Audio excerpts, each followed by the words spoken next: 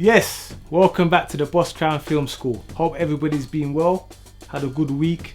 Yeah, but today we're going back to basics. When I say back to basics, yeah, we're going to talk a little bit about technology. And we're going back to my first ever digital video camera over there. As you can see, it's the Panasonic, yeah?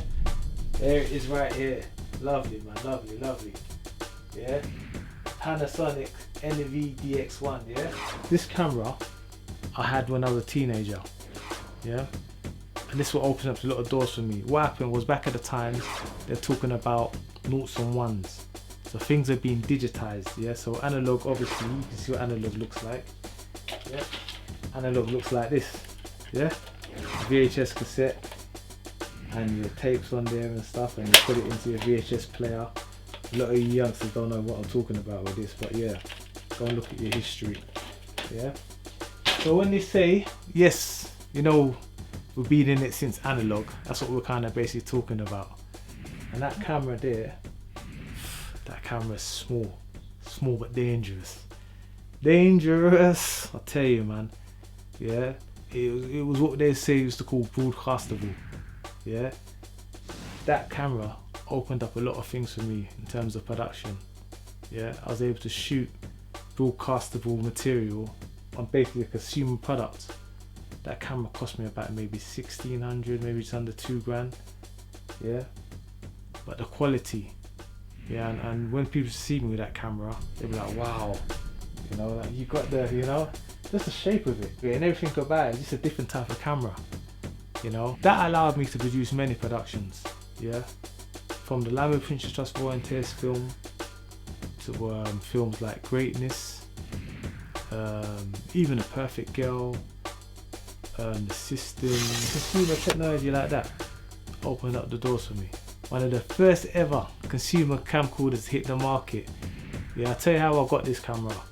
I was basically, I think it was around well, I was at university still.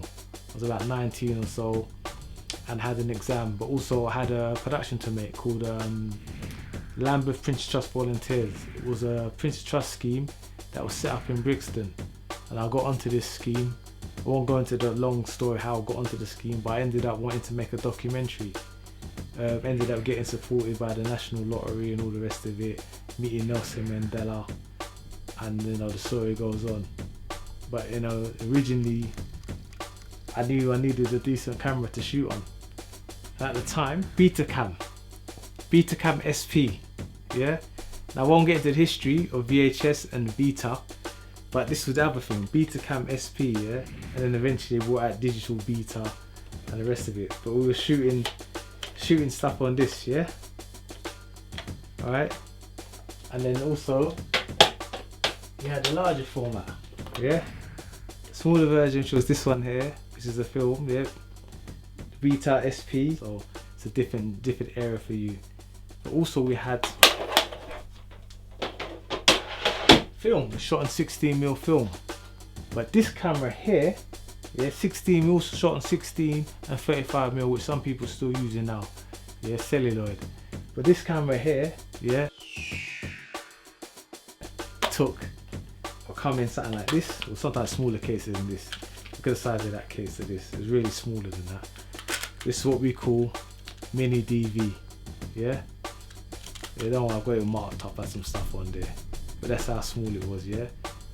And in between the time of mini DV and